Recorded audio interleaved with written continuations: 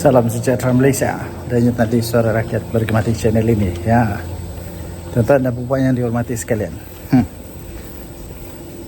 Akhirnya Ketua Duli Yang Maha Mulia Pemangku Sultan Johor TMJ Tengku Mahmud Kota Johor akhirnya membuka titah bersuara yang pasti mengejutkan ramai orang. Persoalan utama saya ialah siapakah yang bakal terasa pedihnya, sakitnya baru padan muka. Saya sentiasa setuju dengan apa yang dikatakan oleh TMJ. Baginda TMJ akhirnya mengeluarkan titah. Siapa saja yang tidak puas hati, yang ada kepentingan pribadi, yang ada kepentingan politik hanya untuk menjadikan ini perkara politik. Nah, Baginda kata, kalau tidak setuju dipersilakan pindah. Baru kau tahu. Baru kau tahu. Ya, betul. Kalau memang itu sudah ketetapan yang sudah diperakui oleh semua badan-badan agama dan diperakui oleh seluruh penguasa-penguasa di Johor, kenapa engkau tidak setuju? Betul, saya setuju. Kalau tidak setuju, banyak lagi negeri lain yang Anda boleh pindah. Ataupun kalau betul-betul tidak setuju juga, keluarlah daripada Malaysia, senang. Keluar sajalah, pindah, berhijrahlah ke negara yang dimana kamu boleh buat suka hati kamu saja, yang tidak payah hormat sultan, tidak payah hormat keputusan negeri, yang suka sangat mau buat ini untuk kepentingan pribadi, kepentingan politik, pindahlah kemana yang kamu mau. Tapi kalau masih lagi mau tinggal terutamanya di negeri Johor, hormatilah titah TMJ, hormatilah kedaulatan raja-raja di Malaysia. Nah, itu memang sudah termasuk dalam perlembagaan, tuan-tuan dan puan. Jadi siapa yang terasa? Adakah parti-parti yang terasa dengan perkara ini? Perubahan yang dibuat, bila saya baca apa yang telah dilaporkan, perubahan yang dibuat itu untuk kebaikan rakyat, pertumbuhan ekonomi, bukan untuk kebaikan seorang-seorang, bukan untuk kebaikan parti politik, bukan untuk kebaikan siapa-siapalah, tapi ini untuk kebaikan seluruh negeri Johor. Jadi kalau memang engkau suka melihat pembangunan, suka melihat dibangunlah, perlulah setuju, menghormati. Dan sekali lagi, betul kata TMJ, kalau tidak setuju dipersilakan keluar, pindahlah ke tempat yang kamu suka. Pindahlah ke tempat-tempat yang memang sesuai untuk kamu lah di Malaysia. Bukan susah pun untuk pindah dari negeri ke negeri, senang saja. Jadi kalau tidak ngam di satu tempat tu, pergilah tempat yang lain, senang. Sekali lagi tahniah diucapkan kepada Duli Yang Maha Mulia Pemangku Sultan Johor. Kita jumpa lagi, daulat tuanku. Salam sejahtera Malaysia. Denyut nadi suara rakyat bergema di channel ini. Ya, tuan-tuan dan puan yang dihormati sekalian, baru sebentar tadi saya terima berita tentang senarai 500 orang paling berpengaruh, pemimpin Islam paling berpengaruh di dunia. Tahu tidak tahu, Datuk Seri Anwar Ibrahim, Perdana Menteri kita, nombor 15 tahu. Nombor 15 di seluruh dunia. Bayangkan, daripada 500 orang paling berpengaruh di dunia, pemimpin Islam, Datuk Seri Anwar Ibrahim, Perdana Menteri kita, tersenarai dalam nombor 15. Nombor 15. Hoi, soalan saya senang saja. Muhyiddin adakah dalam senarai ini? Dulu, atau sekarang lah. Dulu waktu dia jadi Perdana Menteri, adakah dia? Hadi Awang mana? Mana senarai Hadi Awang? Aku ingat dulu Hadi Awang pernah jadi wakil duta khas. Duta khas bertaraf menteri ke Timur Tengah. Tapi waktu itu nomor berapa Hadi Awang? Yang heran, paling saya heran. Anda boleh komen lah, Anda heran. Kalau Anda heran pun Anda komen lah. Anda boleh komen apapun Anda punya komen, tapi yang positif lah ya. Yang saya heran, kenapa dunia mengiktiraf Datuk Seri Anwar Ibrahim pemimpin paling berpengaruh. Pemimpin paling berpengaruh ini maksudnya bagus lah. Bagus. Beliau membawa impak yang besar kepada dunia Islam. Membawa impak kepada dunia negara-negara Islam ataupun bukan Islam pun sama juga. Memberi impak, fikiran, tanggungjawab, peranan. Lepas itu cara bertindak, semuanya dinilai. Tapi yang heran, kenapa di dunia mengiktiraf, seluruh dunia iktiraf tahu. Buku ini bukan buku calang-calang, senarai ini bukan senarai calang-calang. Senarai ini menyenaraikan betul-betul mengikut, mengambil penilaian secara mendalam. Dan yang masuk dalam senarai ini bukan calang-calang. Para ulama, para guru, pemikir-pemikir Islam, pemimpin-pemimpin, orang-orang biasa pun ada juga, tapi yang membawa impak besar kepada dunia Islam. Kenapa Hadi Awang pas Perikatan Nasional Bersatu kata juga kepada Perdana Menteri ya, itu ini.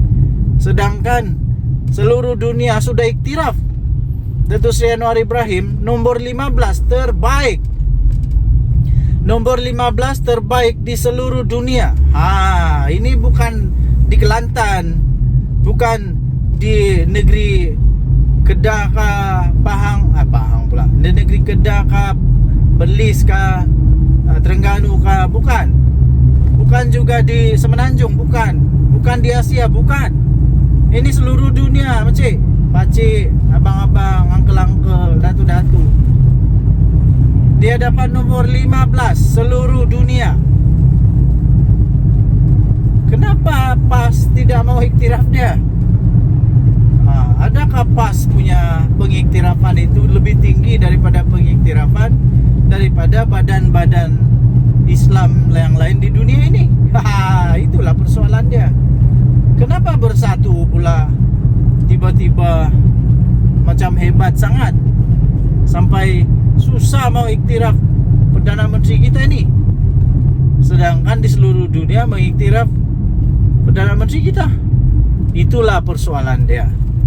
Bila terlalu politik, segala-galanya dia saja yang betul.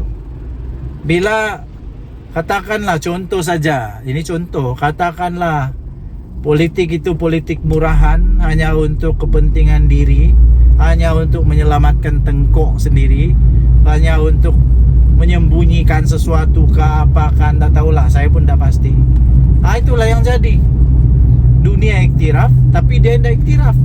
Macam dia best sangat.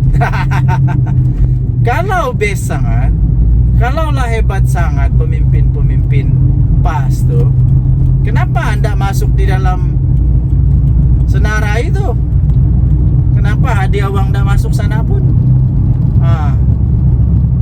Tuan Ibrahim Tuan Man pun dah masuk tahu, dah masuk. Orang-orang yang bukan main lagi mengutuk, bukan main lagi menghentam, bukan main lagi perasaan hebat, perasaan bagus, ndak pula termasuk di dalam senarai 500 ni. Ndak pala, ndak jadi nomor 15 pun, nomor 200 pun okey lah. Tapi ada kan nama dia orang? Ada kan nama Hadi Awang di situ? Ada kan nama Muhyiddin di situ? Jauh sekali lah nama Mahathir. Mahathir langsung dah ada dalam nama itu yang baru dikeluarkan ini. Ada ada kah tiada? Kalau tiada, lebih baik muhasabah diri lah. Lebih baik muhasabah diri, tengoklah di cermin. Berhentilah duk menghentam, duk mengata seolah-olah diri itu bagus sangat. Sedangkan tidak ada pun pengiktirafan. Dunia mengiktiraf Datuk Seri Anwar Ibrahim tau. Jangan silap. Datuk Seri Anwar Ibrahim tidak pun mau diiktiraf. Jangan pula lepas dikata dia mau diiktiraf. Tidak. Dia tidak pun mau diiktiraf juga. Tapi tanggung jawab tu, peranan tu. Bila ada kuasa, di sanalah kita tengok manusia ni manusia jenis apa. Masihkah dia berpegang kepada prinsip yang betul? Atau waktu sebelum berkuasa bukan main hebat lagi. Kata itu, kata ini, kita ubah ini, kita akan ini semua. Bila sudah dalam kerajaan berkuasa, ada kuasa besar, tiba-tiba jadi tikus. Apa yang kamu lakukan? Datuk Seri Anwar Ibrahim, antara yang saya baca di dalam laporan itu, antara sebab dia dipilih sebagai salah seorang yang berpengaruh kerana dia berani untuk menyuarakan tentang kemanusiaan yang sedang berlaku sekarang di Timur Tengah ni. Peperangan ke apakah, dia berani. Soalan saya, waktu Muhyiddin jadi Perdana Menteri, apa suara dia? Hadiah wang waktu jadi duta khas bertaraf menteri di Timur Tengah, apa yang dia buat? Apa yang dia buat? Apa laporan dia buat? Apa suara dia? Atau terlalu sibuk saja untuk ambil kuasa, dapat kuasa, rampas kuasa, ambil kuasa, naik pangkat di Malaysia. Itu ataupun harap-harap bukan itulah. Jadi tahniahlah diucapkan kepada Datuk Seri Anwar Ibrahim, Perdana Menteri Malaysia. Jadi penutup dia, conclusion dia, kesimpulan dia, Sudah-sudahlah menghentam Datuk Seri Anwar Ibrahim. Dia itu jauh lebih baik daripada kamu, jauh lebih baik daripada Walaun kah, Walauntit kah. Nomor 15 tahu seluruh dunia. Tinggalkan komen anda. Jangan lupa tinggalkan komen anda. Denyut nadi suara rakyat bergema di channel ini. Jangan lupa tekan butang subscribe, like dan share. Malaysia kita punya, cinta Malaysia aku. Kita jaga kita. Bye bye. Salam sejahtera Malaysia. Denyut nadi suara rakyat bergema di channel ini. Samsul Iskandar memang otaknya geliga, tuan-tuan dan puan.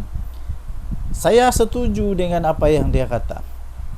Sekarang ini sebenarnya ada masalah meretak tunggu belah. Meretak tunggu belah aja Perikatan Nasional ni. Bila-bila masa aja bersatu boleh dipinggirkan. Iyalah, latar belakang PAS memang begitu. Dulu pun bersama dengan DAP pun meretak juga, tinggal juga. Bersama dengan Pakatan Harapan dalam Pakatan Rakyat tinggal juga. Bersama dengan apa lagi? UMNO yang begitu kuat tu.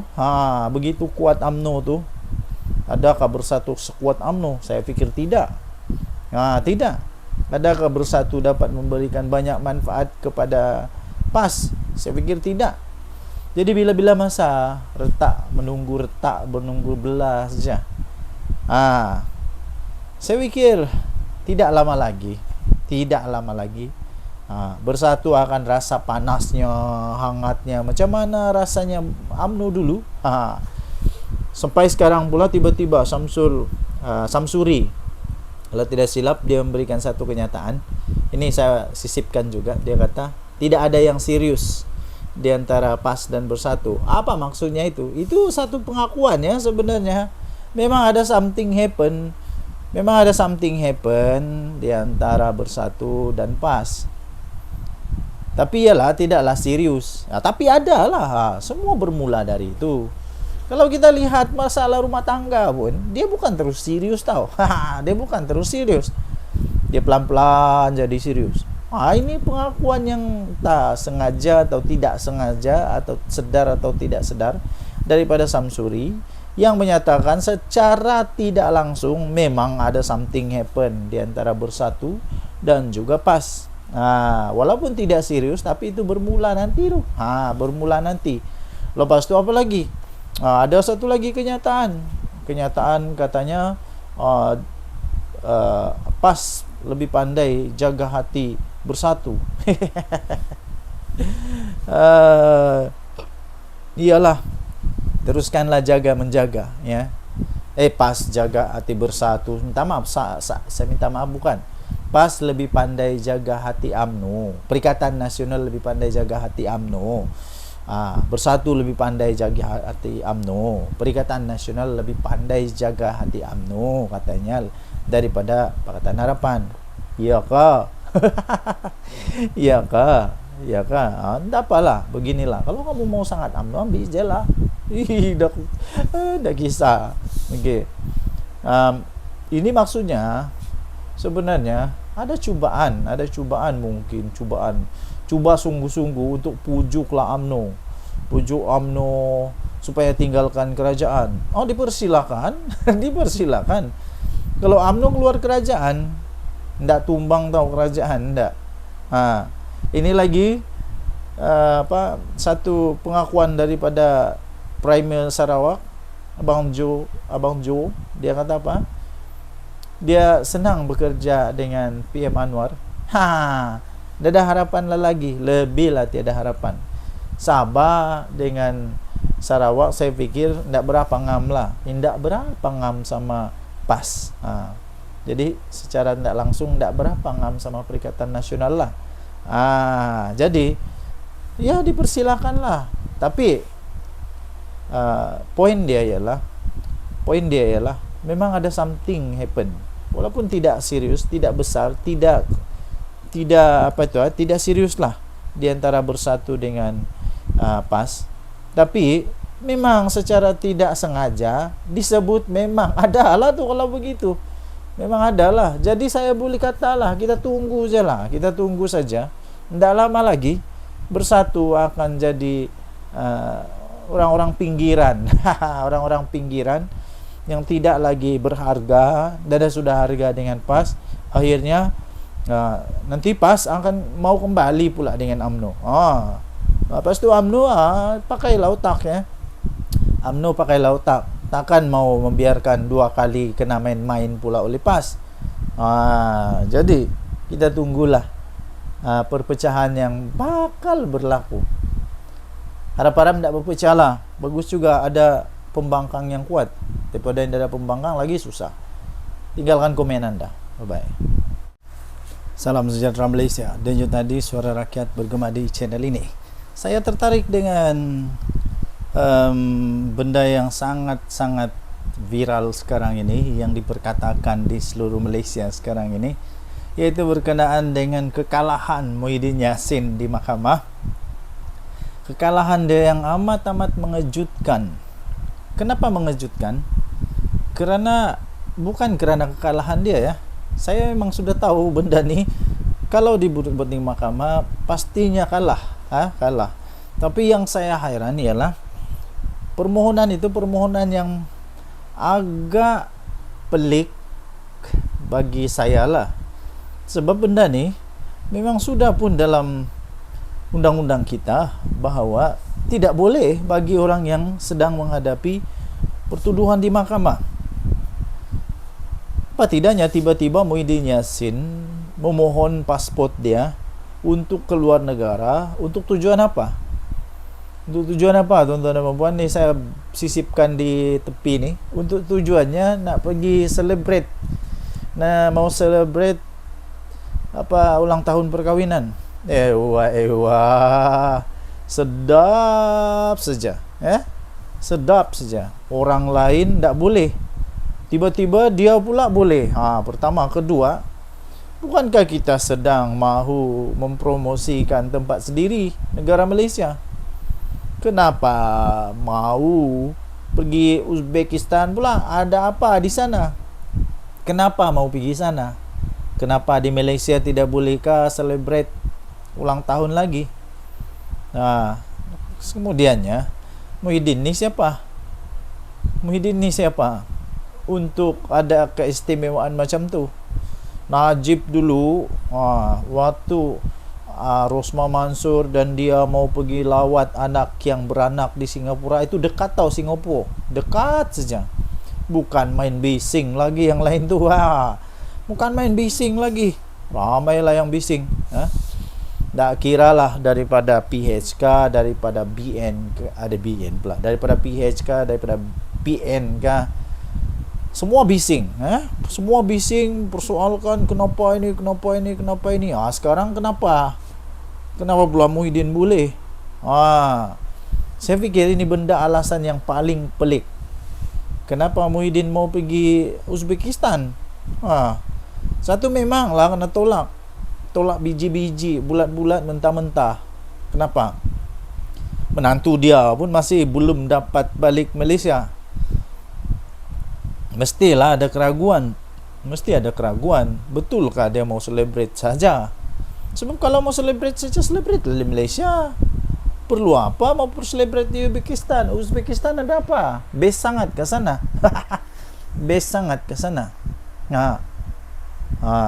Nanti ini jadi jadi ikutan, jadi case study di mahkamah. Nanti mahkamah mau jawab apa? Kalau nanti ada orang yang sedang dalam perbicaraan, dalam dakwaan, apalagi kalau sudah didapati bersalah, tiba-tiba dia pun merayu untuk mau celebrate di luar negara. Mahkamah boleh bagi kah? Nanti diorang bilang, kenapa dulu Muhyiddin boleh dapat, kami tidak boleh dapat?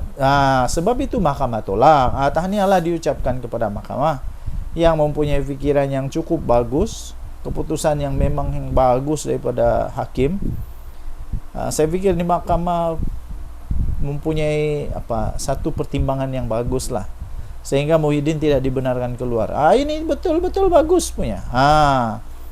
Bagaimana pendapat anda? Adakah anda setuju Muhyiddin jangan keluar Malaysia lagi? Menantu dia pun belum balik tau. Kalau menantu dia boleh pujuk balik, okey lah, boleh lah kita consider. Tapi ini menantu pun tak dapat dipujuk, mau cakap apanya lagi? Jadi pada pendapat saya, kena adil, kena sama semua, sama rata. Kalau yang satu tak boleh, yang satu pun tak boleh lah. Janganlah yang satu tak boleh, yang satu boleh. Inilah yang pelik-pelik di dalam Perikatan Nasional ni. Orang lain tak boleh, dia boleh. Gitulah. Okey, Denyut Nadi Suara Rakyat bergema di channel ini. Tinggalkan komen anda. Kita jumpa lagi. Bye. Salam sejahtera Malaysia. Selamat pagi tuan-tuan dan puan-puan yang dihormati sekalian. Selagi kita berada di hutan.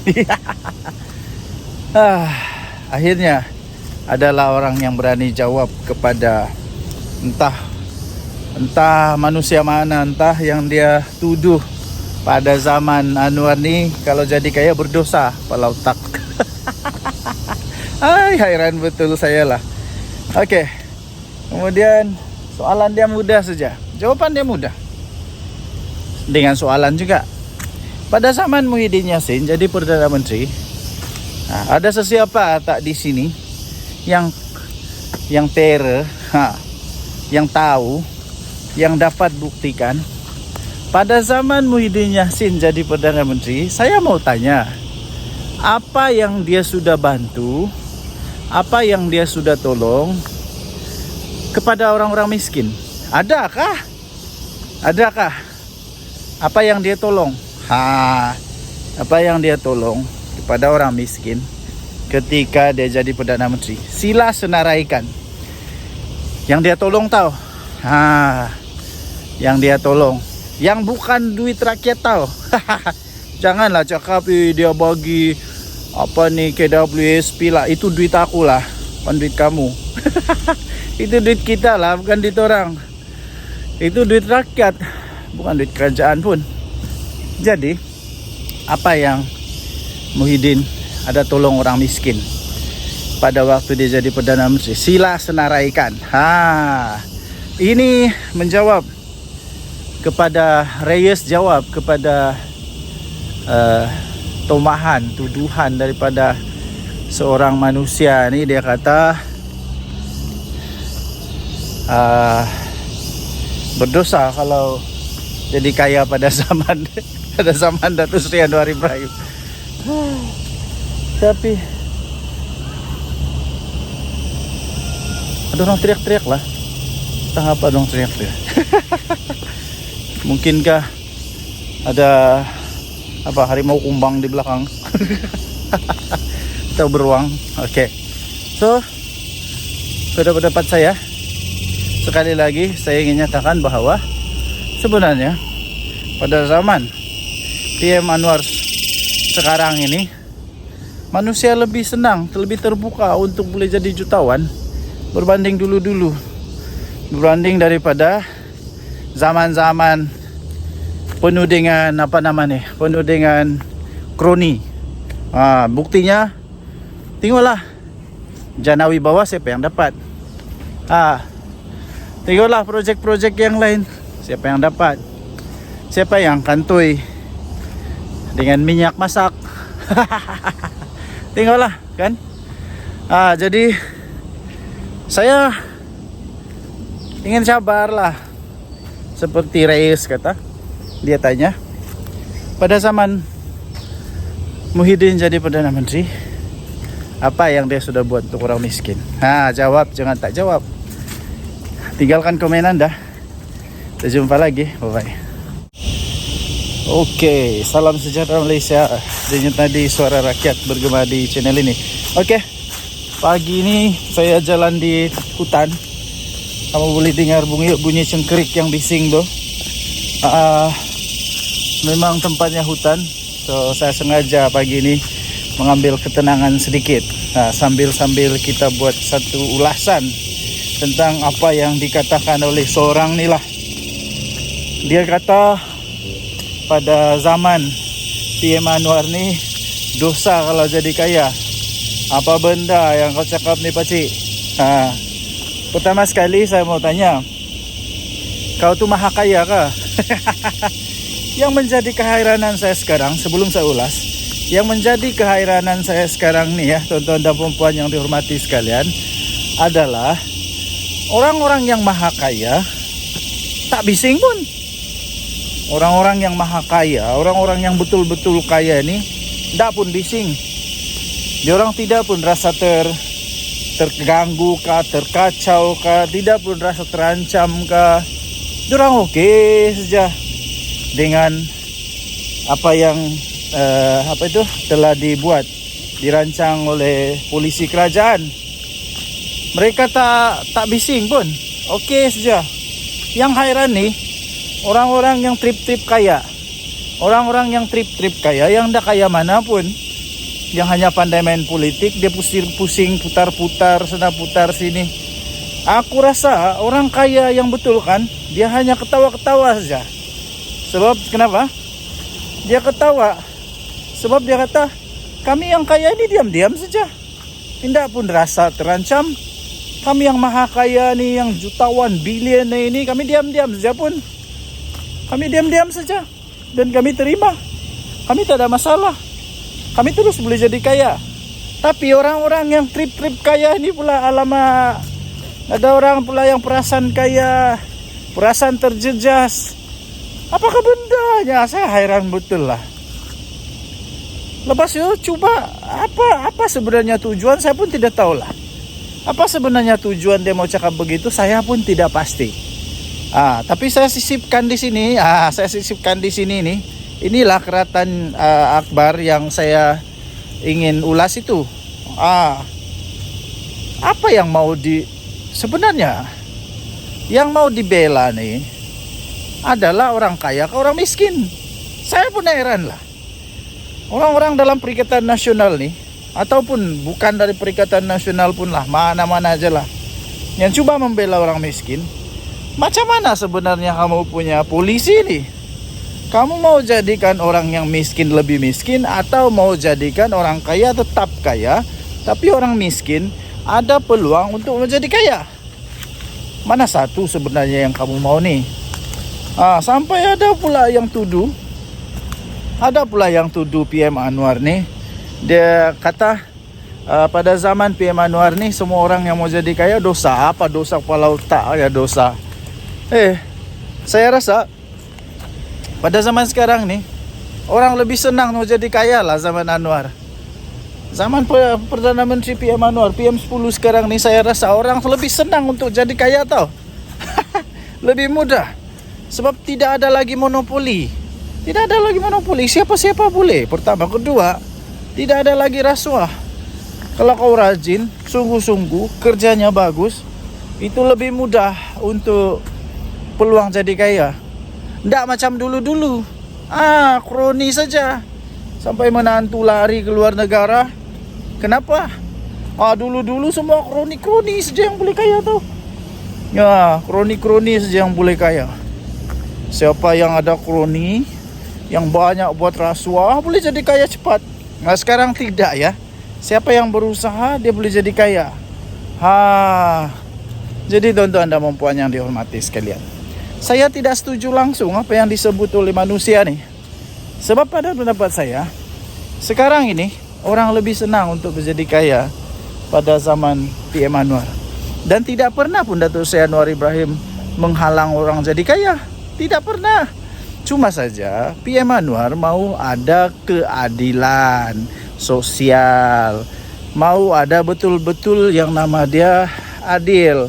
Yang betul-betul sumber itu digunakan sebaik mungkin. Itu dia.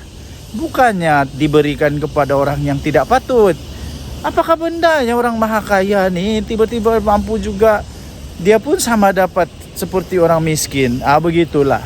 Apapun, pikirlah pakai otak. Janganlah pikir pakai lutut pula. Apa pendapat anda? Tinggalkan komen. Bye. Oke. Salam sejahtera Malaysia. Denyut nadi suara rakyat bergema di channel ini. Nampaknya aku makin kurus. Oke. Sebelum saya teruskan, saya ingin sisipkan satu video di sebelah ni. Ini video Abah kau Muhyiddin Yassin. Okey, mari kita tengok dulu apa videonya saya sisipkan. Tuduhan pada saya lah saya salah guna kuasa. Tuduhan pada saya terima rasuah. Mana saya terima? Wallahi 1 sen pun tak masuk poket saya, yang masuk pada parti. Yang masuk pada parti. Yang masuk pada parti. Okey, so apa pendapat? Hebat atau tidak? Ini entah siapa yang buat dia punya skrip sampai apa kau tercakap lah pula benda yang boleh menyebabkan dia masuk penjara nih. Bukan saja dia boleh masuk penjara, benda ni mungkin silap-silap boleh menyebabkan parti dia dalam masalah besar tau. Dalam masalah besar, silap-silap kena haram tu tau. Silap-silap boleh kena haram. Apa tidaknya dia kata yang masuk dalam bersatu. Masuk dalam bersatu. Iyalah, memanglah nak masuk di dalam poket kau, tapi duit tu masuk di mana? Siapa presidennya? Waktu itu siapa Perdana Menteri? Ini boleh menyebabkan konflik of interest. Ini boleh menyebabkan konflik of interest. Jadi kenapa dimasukkan pula ke dalam parti punya akaun? Dan kenapa perlu ada benda tu masuk dalam akaun parti? Kalau macam tu, lemah lah, semua orang pun mau jadi presiden lah kalau gitu. Susah lah. So apa pendapat anda? Sila tinggalkan komen. Dengan tadi suara rakyat bergema di channel ini. Bye. Tuduhan pada saya lah saya salah guna kuasa. Tuduhan pada saya terima rasuah. Mana saya terima? Wallahi 1 sen pun tak masuk poket saya, dia masuk pada parti. Dia masuk pada parti. Dia masuk pada parti.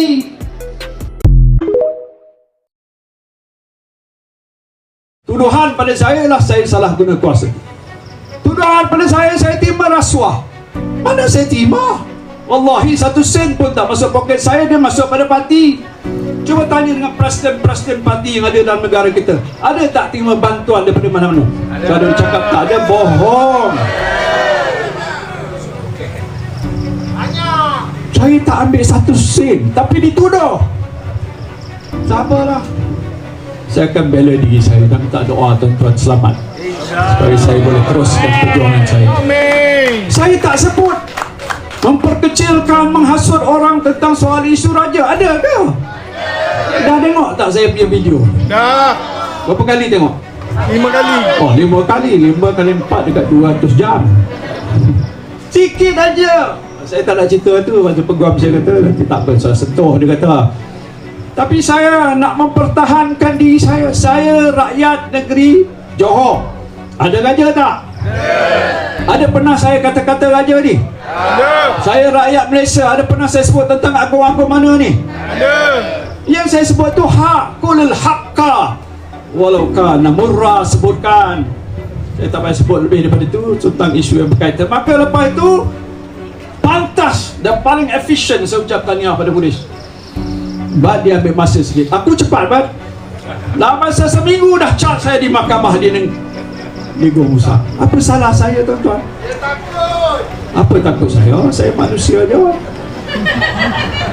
Bukan saya harimau ke ataupun Dia takut tumbang. dia takut tumbang. Jadi kalau dia fikir saya lah orang yang mampu boleh menumbang, terima kasihlah kerana dia takut kita. Dan insyaAllah doanya satu hari kita akan tumbangkan mereka. Boleh tak? Tumbang melalui sistem demokrasi dalam peti undi. Boleh tak? Boleh. Nak mulakan di mana? Mulakan di mahkota. Tentukan calon, kita mesti mencapai kemenangan yang hebat. Bagi mesej pada dia bahawa apa saja yang mereka lakukan, rakyat tidak akan sokong.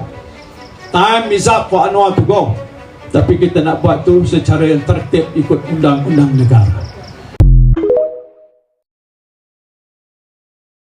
Tuduhan pada saya lah saya salah guna kuasa. Tuduhan pada saya terima rasuah. Mana saya terima?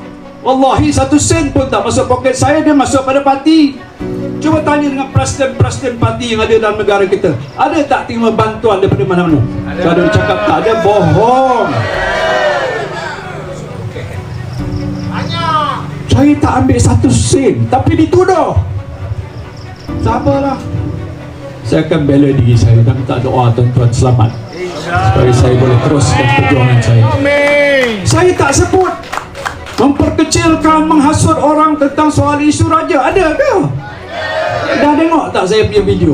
Dah Berapa kali tengok? 5 kali. Oh, 5 kali. 5 kali 4 dekat 200 jam.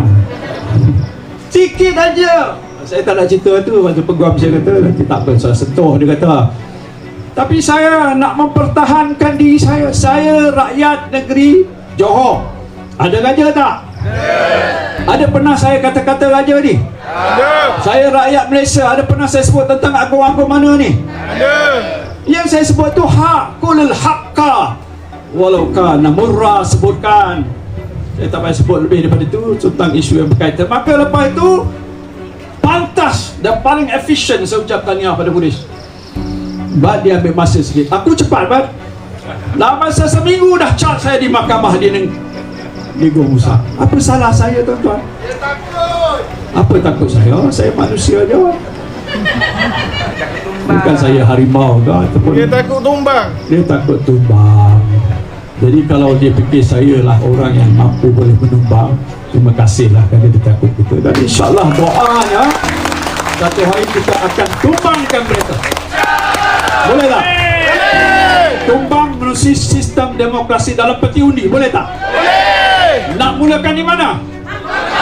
Mulakan di mahkota. Tentukan calon, kita mesti mencapai kemenangan yang hebat. Bagi mesej pada dia bahawa apa saja yang mereka lakukan, rakyat tidak akan sokong. Time is up for Anwar to go.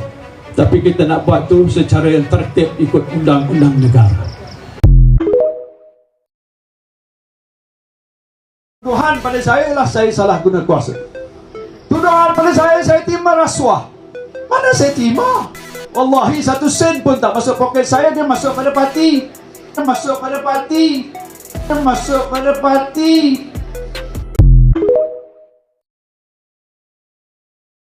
Ma yumkin. Ini haram, tak boleh guna. Saya tak buat. Tuduhan pada saya lah saya salah guna kuasa. Tuduhan pada saya terima rasuah. Mana saya terima? Wallahi 1 sen pun tak masuk poket saya, dia masuk pada parti. Aduh, dia pergi bocorkan rahsia pula dah. Din, Tan Sri Muhyiddin Yassin. Ha? Kalau ia pun nak lepaskan tengkuk sendiri, janganlah pergi buka rahsia macam tu, Din. Duit tak masuk poket sendiri, wallahi. Tapi masuk pada akaun parti. Din, siapa yang susun skrip untuk Muhyiddin Yassin ni? Siapa yang susun skrip untuk ucapan Muhyiddin Yassin ni? Ha? Ni daripada orang bersatu dia. Siapa yang susun skrip untuk Muhyiddin ni? Inilah dia padah dia. Bila terbiasa sangat bercakap pakai skrip, pakai PDF. Bila suruh ceramah, tak pakai skrip, mulalah meroyan, bercakap benda bukan-bukan. Habis bongkar benda-benda apa, terbuka habis rahsia-rahsia besar. Allah, Din. Aduh, Din. Kenapa macam ni, Din? Ma yumkin. Ini haram, tak boleh guna. Saya tak buat. Tuduhan pada saya ialah saya salah guna kuasa. Tuduhan pada saya terima rasuah. Mana saya terima? Wallahi 1 sen pun tak masuk poket saya, dia masuk pada parti. Aduh, dia pergi bocorkan rahsia pula dah. Din, Tan Sri Muhyiddin Yassin. Kalau ia pun nak lepaskan tengkuk sendiri, janganlah pergi buka rahsia macam tu, Din. Duit tak masuk poket sendiri, wallahi. Tapi masuk pada akaun parti. Din, siapa yang susun skrip untuk Muhyiddin Yassin ni? Siapa yang susun skrip untuk ucapan Muhyiddin Yassin ni? Ni daripada orang bersatu dia. Siapa yang susun skrip untuk Muhyiddin ni? Inilah dia padah dia. Bila terbiasa sangat bercakap pakai skrip, pakai PDF. Bila suruh ceramah, tak pakai skrip, mulalah meroyan, bercakap benda bukan-bukan. Habis bongkar benda-benda apa, terbuka habis rahsia-rahsia besar. Allah, Din. Aduh, Din. Kenapa macam ni, Din? Tuduhan pada saya ialah saya salah guna kuasa. Tuduhan pada saya terima rasuah. Mana saya terima? Wallahi 1 sen pun tak masuk poket saya, dia masuk pada parti. Dia masuk pada parti. Dia masuk pada parti. Ma yumkin. Ini haram, tak boleh guna. Saya tak buat. Tuduhan pada saya ialah saya salah guna kuasa. Tuduhan pada saya terima rasuah. Mana saya terima? Wallahi 1 sen pun tak masuk poket saya, dia masuk pada parti. Aduh, dia pergi bocorkan rahsia pula dah. Din, Tan Sri Muhyiddin Yassin. Kalau ia pun nak lepaskan tengkuk sendiri, janganlah pergi buka rahsia macam tu, Din. Duit tak masuk poket sendiri, wallahi. Tapi masuk pada akaun parti. Din, siapa yang susun skrip untuk Muhyiddin Yassin ni? Siapa yang susun skrip untuk ucapan Muhyiddin Yassin ni? Ni daripada orang bersatu dia. Siapa yang susun skrip untuk Muhyiddin ni? Inilah dia padah dia. Bila terbiasa sangat bercakap pakai skrip, pakai PDF. Bila suruh ceramah, tak pakai skrip, mulalah meroyan, bercakap benda bukan-bukan. Habis bongkar benda-benda apa, terbuka habis rahsia-rahsia besar. Allah, Din. Aduh, Din. Kenapa macam ni, Din?